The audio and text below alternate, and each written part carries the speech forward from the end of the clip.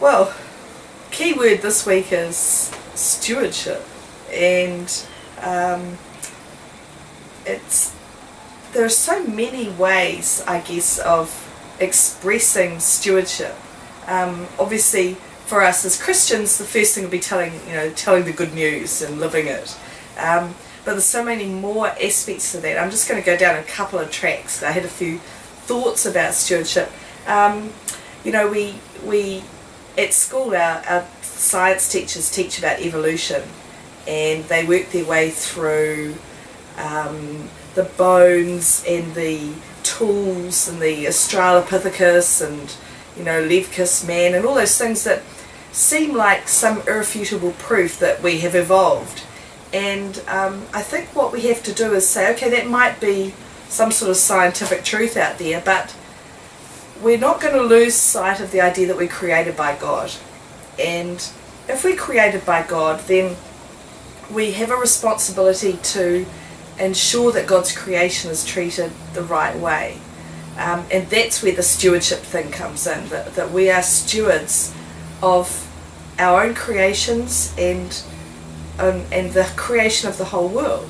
So I was thinking, if you had trouble with that word steward, you think it pops up in the wedding at Cana, when the idea, of course, in a wedding back then was that you serve the good wine when the guests arrived, and when they've had a few drinks you can serve the less good wine, and the steward's job is to manage those big vats of wine and get everyone what they need.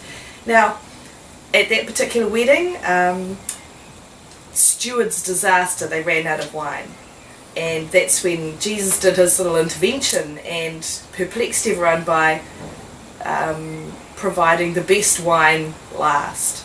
And the steward was kind of a little embarrassed, I guess, that people noticed that there was really good wine and he was serving it well after the fact. So think of the steward as that kind of person who's trying to monitor and maintain things and keep things going right. I watched a program yesterday on Al Jazeera about a young woman who is almost, it seems, single-handedly in some ways trying to save the Amazonian rainforest. She's like a warden, a park ranger, but you're talking about 5.5 million square kilometres, and she's trying to keep this place pristine and real, and she's got enough funding for 2 aerial checks a year to check for the illegal drug landing strips for the drug smugglers, and it's just an incredible task trying to keep that rainforest the way it should be. And then I thought I looked a bit close to home, and an incredible friend of ours, or mostly my son's friend, the dad passed away last week. Now, I'm thinking of John Goldswain here. He was someone who used his talents to the utmost, and that's another kind of stewardship that we ought to look at. Maybe we can't go out and save a rainforest, but John came here and went to work on the Westpac rescue helicopter and said, hey, this winch system is pretty clunky, I'll fix it and make it better. Hey, we need to transport this neonate baby around the country, I'll create a better way for the incubator and all the things to work. And right up until he died, he was still inventing and helping, make really good things that made the place a better place to be. He taught my son how to not fear the sea, how to fish, how to sleep on a boat, and just in every way seemed to, everyone that spoke about him at his funeral said he was just a really nice guy, a really good guy. Our stewardship is about that, about using our gifts and talents the best way we can. And as his wife wrote in his death notice, now anything broken in heaven will be fixed, because that's what he did. So we have to say, well, what are our gifts and what are we doing and how are we doing to the best of our ability?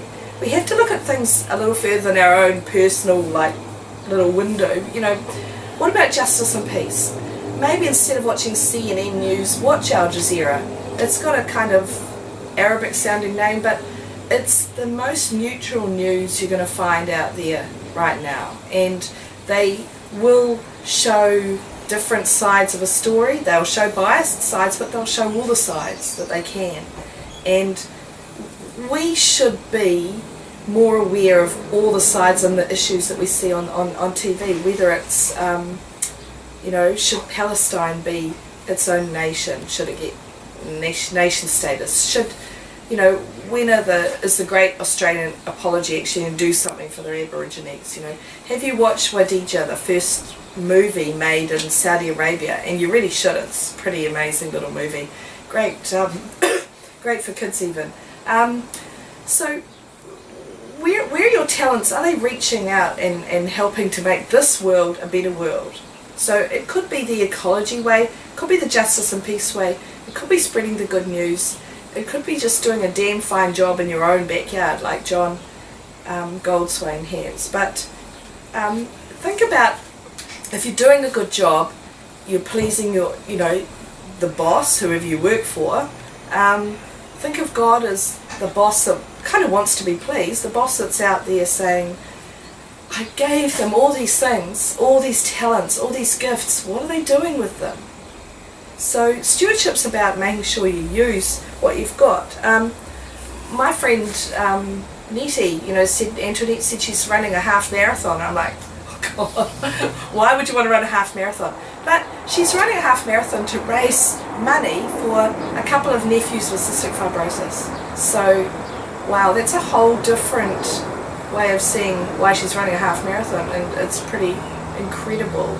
So, it doesn't matter where that path takes you, it's going to be hopefully something for good. So what's yours? What's your path? What are you called to actually do? What's your stewardship job?